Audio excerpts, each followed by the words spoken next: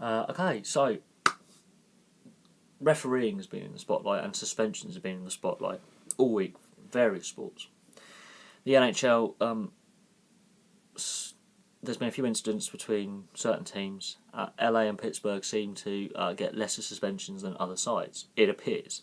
Cogliano for Anaheim gets a 2-game suspension for a not say the dirtiest hit in the world, but definitely missed time, definitely late. He got a penalty on the play. They put it in the box. They reviewed it after the match. He goes before the player safety committee, gets 2 games. Okay, his Iron Man streak is over. He'd been playing 700 plus games without missing a game. Drew Doughty and Dustin Brown commit offences similar. Drew Doughty gets no penalty. Dustin Brown puts Schultz headfirst into the boards. Gets 5 minutes in a game, so he gets thrown out of the game. They give him a $10,000 fine. Evgeny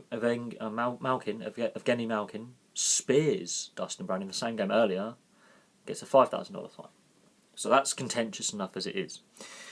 Over here in football, we've had the VAR fiasco. Now, Tuesday, it works a dream for Leicester. It works perfectly. It works how the VAR is meant to work at this time. Improvements are needed. An offside goal was given onside, which it should have been. Great, it works. In the Chelsea game, yeah, it didn't. It completely was a fiasco. Made no sense. Didn't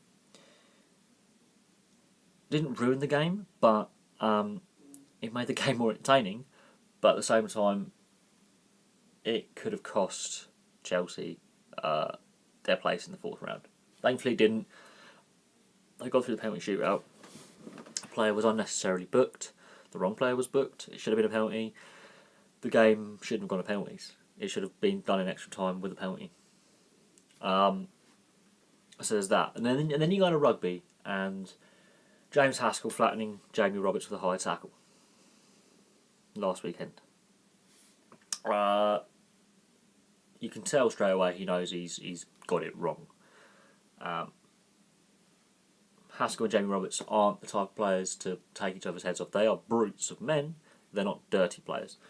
You can tell he's mistimed it. I don't think he's gone in there to intentionally injure.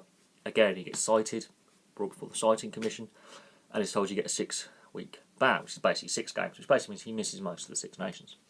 He pleads guilty and he explains his side of it, like I mistimed it, my fault, etc., etc.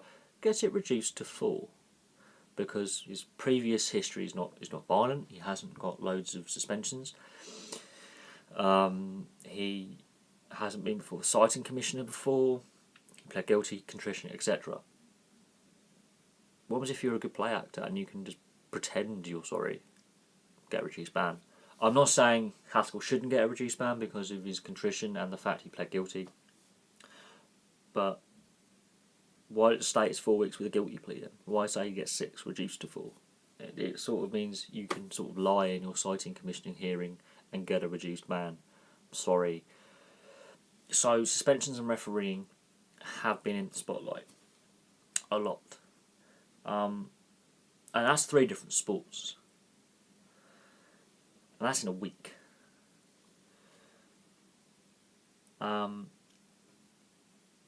Something has to change, because for 3 similar incidents with only 1 getting a suspension, that's not right. You've got to set a precedent. You say it's the same for all, not one rule for one or one rule for another. That appears to us, the neutral fans who are not involved in Anaheim or LA. I'm a Jets fan. I like the Knights as well, but I'm not an LA fan. I'm not an Anaheim fan. I'm pissed off because if one of my players at my team did something and gets a longer ban, I'm like, hang on a second, but that guy got two games and that guy got nothing, and that guy got a fine.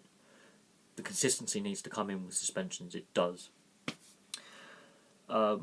If you're going to have video refs, you've got to test the system in friendly games, not in competitive matches first. I don't know why they decided to test the VAR out during the replays of the FA Cup. These are crucial games for both clubs involved. There's a lot of money involved. It's knockout football. If the team loses, they don't have another game to get the points back. It is literally winner takes all. They should have done the VAR testing in friendly matches. That's my criticism. Also, mic up the refs so we all can hear, not just the officials, because rugby seems to do that and does it very well. Ice hockey does it. American football does it. Get the refs to do it. Even in cricket, you can tell when they are going to the VAR, and you can tell when they change the decision. It's very obvious. Football needs to look at these other sports going, they work their video refs really well. We know what's going on. So they need to sort that out. The rugby citing commissioners for both league and union,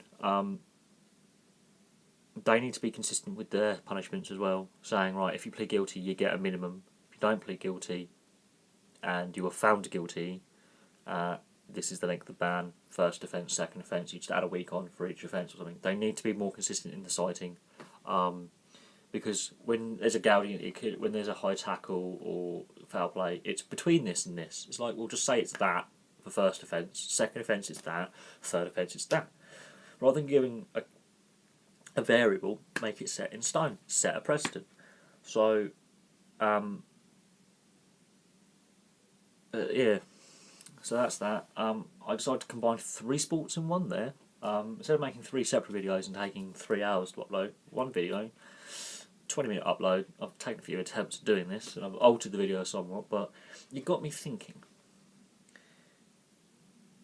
How many calls will be fouled up today in the English Premier League, the Championship, League One, League Two? How many calls will be fouled up in the Rugby Union? How many calls will be fouled up in the NHL today?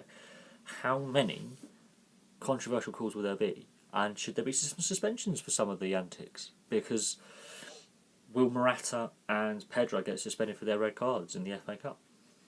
What will their suspensions be? One was clearly for dissent and disrespecting an official, and the other one was just 2 bookings. Pedro could have been a straight red for the tackle from behind, or the blatant cheating, the player is a foot away from me dive. Morata, he's been adjudged to have dived, whether rightly or wrongly, he's got a booking for that. He's got to accept that and walk away. The captain, Azpilicueta, is right there. He is not pulling him away.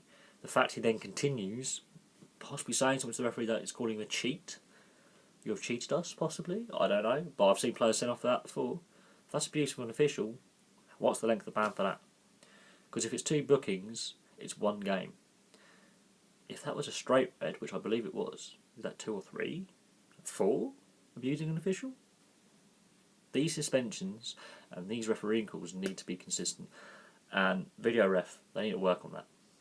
Anyway, thank you very much for watching. I know this is a multiple video in one, and I haven't figured out how to do timestamps yet, so if you're not interested in football, if you're not interested in rugby, if you're not interested in ice hockey, you're going to be bored for a few minutes. But thank you very much for watching. Please like and subscribe, and I'll have some more videos for you soon.